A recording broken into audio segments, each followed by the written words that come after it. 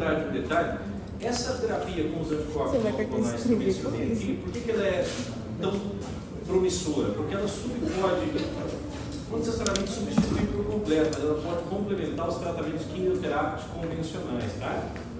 Qual que é o grande problema das opções quimioterápicas convencionais que nós temos para tratamento de células tumorais? Qual que é o grande problema? A quantidade de células saudáveis que você vai eliminar também. Então aqui você diminui isso. Diminui 100%? Aqui não. Tá? Mas a quantidade é muito menor. Aqui tem exemplos de aplicações, só para vocês lembrarem. Terapia, foi o que eu mencionei agora. Identificação tumoral, você também consegue. Como assim identificação? Esse anticorpo não é uma proteína? Vocês já viram aqueles, de vez em quando você está assistindo TV, está vendo alguma coisa na internet, aparece assim, cientistas desocupados em algum lugar fizeram uma proteína fluorescente, tá? E aí de repente você fala, para que serve isso? Para que serve detectar cor, energia em determinado processo? Quando você transforma isso em algo aplicável, essas pequenas variações podem ser usadas aqui, ó, para você desenvolver técnicas de diagnóstico. O que é feito há bastante tempo na imunologia já? Você pega um anticorpo e marca esse anticorpo quimicamente. Então esse anticorpo marcado, ele pode gerar uma cor diferente dependendo da reação que você coloca para acontecer. Então, seria mais ou menos o seguinte, se você tem lá o corpo de um indivíduo, uma amostra de tecido, você pode submeter o corpo do indivíduo ou uma amostra de tecido a anticorpos marcados.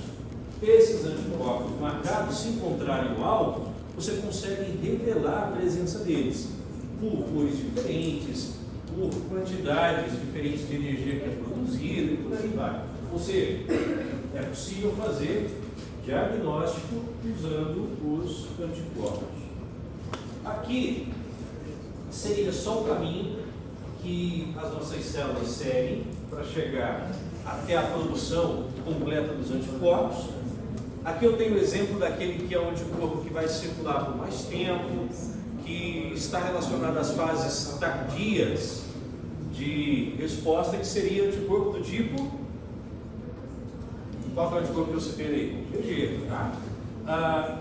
Lembrando, a célula inicial, a célula Strom, e aqui a célula secretora de anticorpos. Aqui tem o que nós chamamos de meia-vida, ó. É o tempo que o anticorpo circula após a secreção. Então, olha só, nós temos contato com antígenos, principalmente nas portas de entrada. Às vezes você é infectado, os linfócitos B são estimulados a produzir essas imunoglobulinas. Se você está falando de anticorpos do tipo IgA circulante, quanto tempo o IgA circulante vai ficar disponível ali? 3, 4 dias, às vezes menos, às vezes mais, dependendo de alguma variação. O contrário disso, você tem a presença de anticorpos do tipo IgG.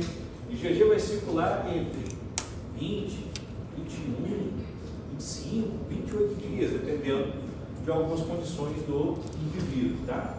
O que esses anticorpos fazem enquanto circulam? Será que eles vão ficar livres ali? Não. Eles vão formar o que nós chamamos de complexos antígeno-anticorpo. Tem até doenças, no nosso caso, que são desencadeadas quando você tem incapacidade de remover esses complexos. Tá? A gente fala, por exemplo, de lúpus. A gente vai estudar mais no segundo semestre, doenças autoimunes, e aí lá tem como que a doença vai ser iniciada, qual que é o processo imunológico por trás daquela doença. E aí você tem o que nós chamamos de formação dos complexos antígeno-anticorpo. Aqui você tem o anticorpo típico e o alvo que deveria ser ligado à região variável. Então, a união entre o antígeno e a região variável forma o que nós chamamos de complexos antígeno-anticorpo. Naturalmente, isso aqui vai circular por um tempo e depois vai ser eliminado. Por isso que no início da aula eu citei aqui o exemplo da imunização da mãe para o filho. Qual foi a designação que eu usei para imunização materna? Para passiva, e ela também é temporária. Por quê? Porque naturalmente esses anticorpos vão ser degradados, vão circular por um tempo depois degradar. Aí você vai pensar o seguinte, tá, mas por que eu posso produzir resposta? De onde vem a história de memória e produção de anticorpos? Quem você vai preservar na verdade? A célula que produz os anticorpos. Tá? Então você preserva as células que estão produzindo essas imunoglobulinas. Ok? Dúvidas sobre a meia vida, circulação dos anticorpos monoclonais?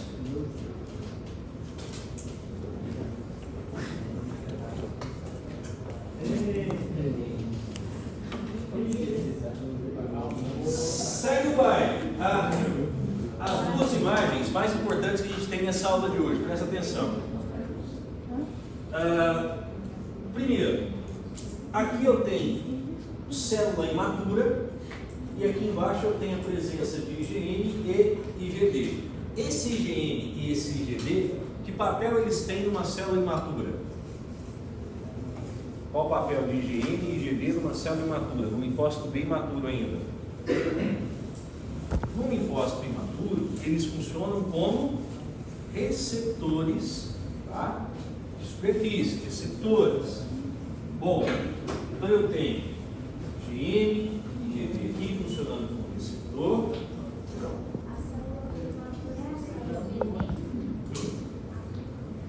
Essas células imaturas se ligam ao antígeno, ok? Se ligou ao antígeno, beleza. Agora eu tenho uma célula ativada. Eu posso ter a participação de outras células do sistema imunológico, beleza. O que acontece após a ativação dessa célula? Outras células vão ser ativadas com a mesma capacidade. Esse período é o período que nós chamamos de proliferação. Então vai guardando as etapas do que acontece para te proteger, ó. Presta atenção. Como que o seu organismo vai produzir anticorpos contra um determinado patógeno? Como que você vai se livrar de um patógeno à medida que o tempo passa? Primeiro, célula bem matura, beleza? Essa célula bem matura tem um perfil típico de receptor. Qual é o receptor que eu tenho aqui? IgM ou IgD. Entrou em contato com o antígeno. Qual que é o próximo passo agora? Proliferação. O que é proliferar? É permitir que outros linfócitos B tenham a mesma capacidade de resposta. Outros linfócitos vão começar a responder da mesma maneira. Beleza. Vamos lá. Começa a diferenciar. Começa a mudar de forma. Está vendo o formato que eu tenho aqui? Circular, típico. Aqui eu já tenho um formato diferente. Porque agora eu estou secretando os anticorpos. Qual que é o primeiro tipo de classe de anticorpo a ser secretado? Anticorpos do tipo IgM. À medida que o tempo passa, essas células fazem o que nós chamamos de troca dessa classe usuária. O que vai acontecer? Eu deixo de produzir só o IgM e passo a produzir também IgG, certo? À medida que o tempo vai passando, eu vou produzindo cada vez mais IgG, que nós chamamos de alta afinidade. Ele tem maior capacidade de ligação aos antígenos. Então isso explica aquilo que eu falei no início. Quando eu coloquei o exemplo do IgG ali na tela para falar das classes de anticorpos, eu fui ver a principal característica dele. Qual foi? É o anticorpo que aparece na fase inicial ou na fase tardia de infecção? IgG. IgG vai aparecer em fase inicial ou na fase tardia? Na fase tardia. Por que ele aparece na fase tardia? Porque eu tenho uma troca ali e eu aumento a afinidade, ou seja, a capacidade que ele tem de se ligar aos antígenos é cada vez maior. Então, você vai aumentar a produção desses anticorpos, a quantidade que eu vou produzir vai ser maior. Eu tenho anticorpos de alta afinidade e aqui, ó, olha só, quem vai ser preservado também? Célula B de memória. Então quer dizer que uma célula B de memória vai ser formada a partir dessa proliferação? Sim. Então as etapas para a produção dos anticorpos aqui, qual que é? Quais são as etapas? Contato com o antígeno, tem os receptores típicos, proliferação, produção de IgM, aumento da afinidade, produção de IgG e paralelamente preserva quem? Célula de memória. Esses anticorpos vão circular por um tempo e depois somem. Ok? Aqui, ó, eu deixei um rodapézinho para vocês anotarem, quem for estudar tranquilamente lá, dá uma olhadinha. Aqui tem um termo que eu gostaria que vocês prestassem atenção, que é a expansão clonal. O que significa o termo clone? O que é um clone? Igual. Existe clone na natureza? Existe. Existe um humano clone do outro? Existe. São gêmeos univitelinos, geneticamente idênticos. Tá? O que essa palavra tem a ver com os linfócitos aqui? Eu tenho linfócitos que vão expressar as mesmas proteínas, têm a mesma ativação, vão responder contra os mesmos antígenos. Ok? Então, fase de reconhecimento, fase de proliferação, troca aqui de isótipo, maturação da afinidade e formação das células B de memória. Ok? Segunda imagem para explicar, é uma continuação daquilo ali. Proliferação, produção de IgM, troca de isótipo, aumento da afinidade, formação de IgG, de células de memória.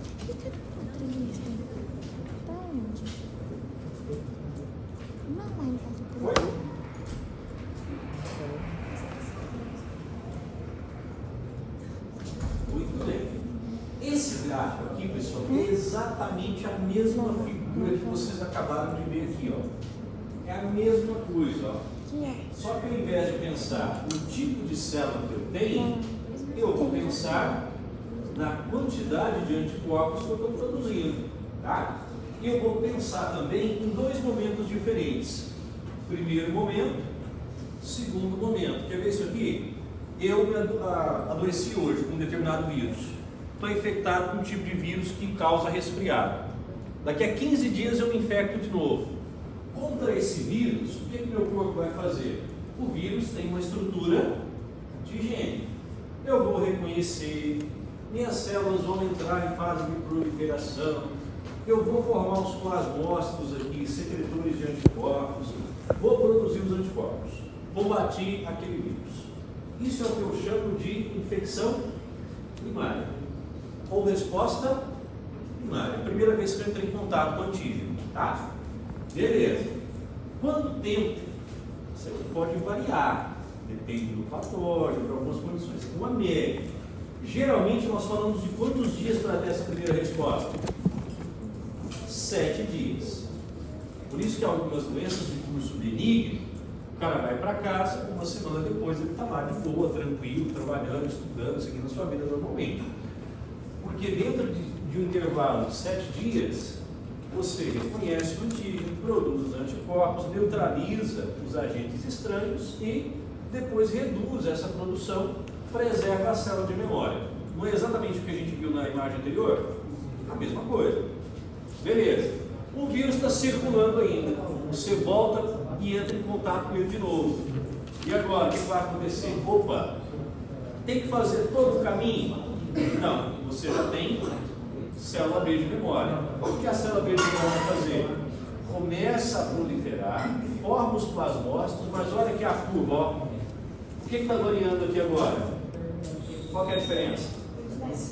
Quantidade de anticorpos. Eu fui lá e tomei uma dose de uma vacina, de um imunizante. Resposta primária. Segunda, outro estímulo, ok? Primeiro contato com o patógeno, essa quantidade. Segundo contato, essa quantidade. Conceito básico que a gente aprende observando esses números. O sistema imunológico produz uma resposta mais intensa após infecções repetidas. Não significa que será uma resposta protetora. Isso depende de uma série de fatores. Mas sempre há uma intensidade maior em infecções repetidas, ok? A produção, aquilo que eu vou gerar de resposta, é maior, é mais intenso na segunda exposição. Então, se eu entro em contato uma vez e entro em contato uma segunda vez, naturalmente eu vou produzir uma resposta mais intensa. Vamos lá. Dado que a gente precisa lembrar, além deles, eu sei que a resposta é mais intensa. Outro fator, na resposta primária, o que vai acontecer? Você tem inicialmente a produção maior de anticorpos do tipo IgM. Depois, à medida que aumenta essa maturidade, que aumenta essa afinidade, você vai produzir mais IgG. Se eu chegar para você e dizer o seguinte: fulano de tal está positivo para um parasito e ele tem anticorpos do tipo IgM, o que isso significa? Que é a resposta primária. Vamos expandir esse raciocínio. Se a resposta primária e esse patógeno oferece risco, ele está em multiplicação ainda? Tá? Então, quando você pega aqui na fase inicial, você encontra o anticorpo IgM até que ocorre um processo de maturação, de aumento de afinidade para a produção maior de IgG. Ok? Então, resumo dessas duas imagens seria a proliferação, formação das células de memória, a troca do isótipo e depois aqui a diferença entre resposta primária e resposta secundária. Ok?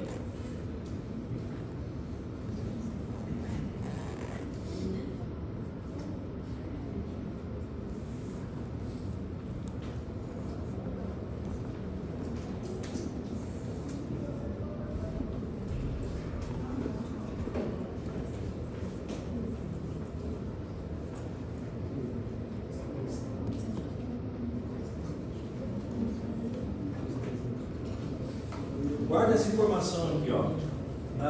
O linfócito B, ele pode produzir anticorpos por vários estímulos, certo?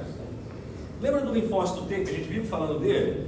O linfócito T, ele pode influenciar diretamente essa produção de anticorpos por parte dos linfócitos B, ou o B pode ser o que nós chamamos de produção independente. Então eu tenho produção de anticorpos T dependentes e produção de anticorpos T independentes. O que vai determinar isso?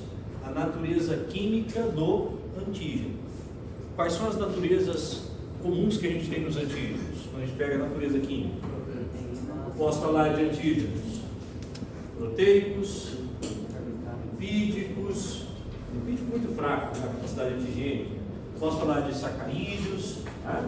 Então, quando você responde a antígenos proteicos, o linfócito B produz anticorpos? Produz, mas ele depende da célula T. Então, a resposta a antígenos proteicos é dependente de célula T. A resposta a outros tipos de antígeno é o que nós chamamos de T independente. Então eu posso ter resposta de linfócito B T dependente e T independente. Vamos ver as figuras aqui para poder entender melhor. Professor, como é junta glicoproteína? Quando você tem glicoproteínas, o que prevalece é a característica proteica. Porque, por exemplo, quando você pega uma bactéria e você vai para a cápsula dela, lá você tem polissacarídeo, vai ser sempre açúcar. Entendeu? Então o linfócito T não vai reconhecer aquilo lá. Entendeu?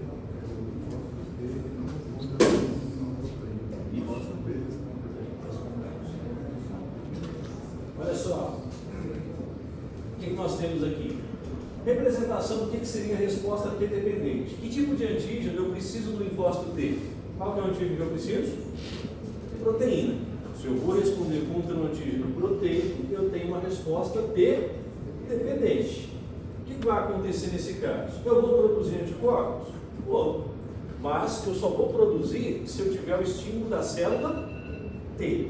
Eu tenho o estímulo da célula T quando eu falo aqui de antígenos proteicos. Pegando a pergunta do colega lá atrás, quando a gente tem as variações das proteínas, o que prevalece é o caráter proteico delas, tá?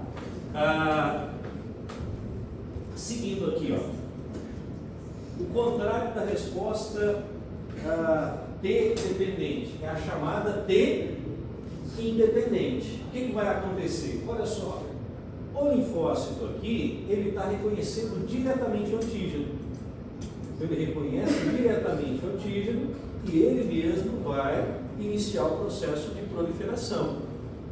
Vamos lá. Que tipo de antígeno eu tenho aqui? Polissacarídeo. Quimicamente falando, o que é um polissacarídeo? É açúcar. Onde que eu encontro isso na natureza? Com muita frequência? Parede celular. É fungo, né? Bactéria. A quitina de fungo é polissacarídeo. Tá? Então você tem vários patógenos que têm polissacarídeo estrutural ali na sua composição. Tá? Então aqui eu tenho uma resposta T independente. Sim? Não, se eu comentar dos insetos também, o exoesqueleto também. Só que aí a gente não tem essa resposta, né? Que aí você está falando. Mas é a mesma de quitina, né? Que é dos... Isso, agora quimicamente falando, sim. Né? O papel mesmo na função estrutural. Bom, resumindo, T independente, resposta contra antígenos não proteicos. T dependente, resposta contra antígeno proteico. Último dado aqui para a gente pensar nesses linfócitos. Olha só, aqui tem um exemplo de resposta T dependente. O que nós temos aqui de vermelhinho?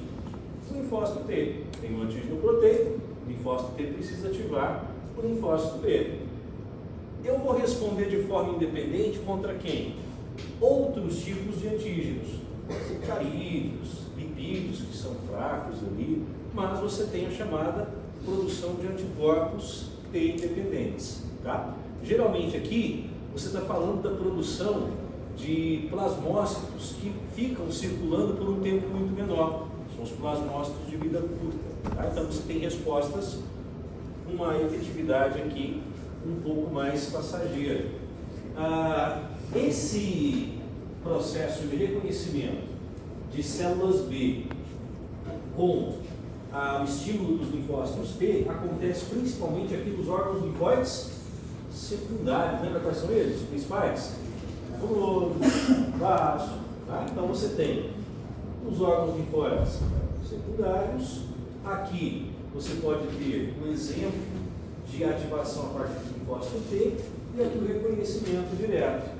Aqui são as regiões mucosas. Você entra em contato com os patógenos e diretamente pode produzir esses anticorpos. Ok? Professor, sim? O anticorpo ele não mata o patógeno, ele só imobiliza ele. Depende da resposta. Na maioria das vezes ele vai só sinalizar para uma célula vir se ligar e eliminar.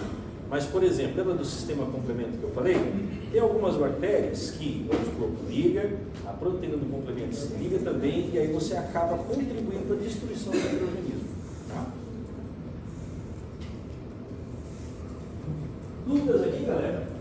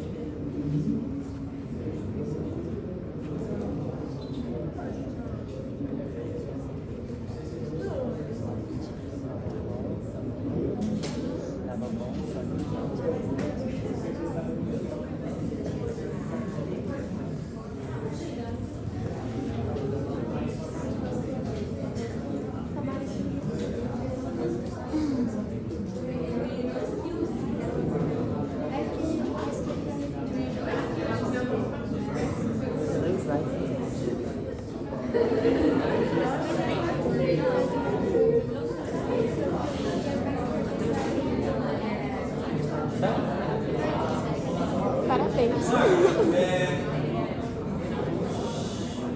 O que foi?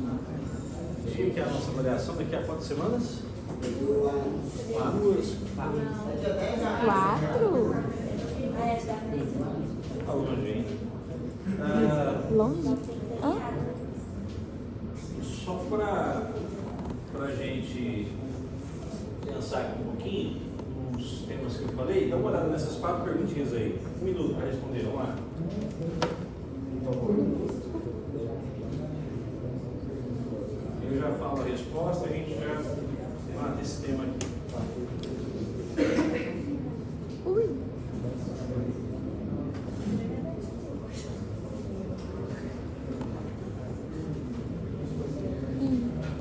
Por que você tá com dois?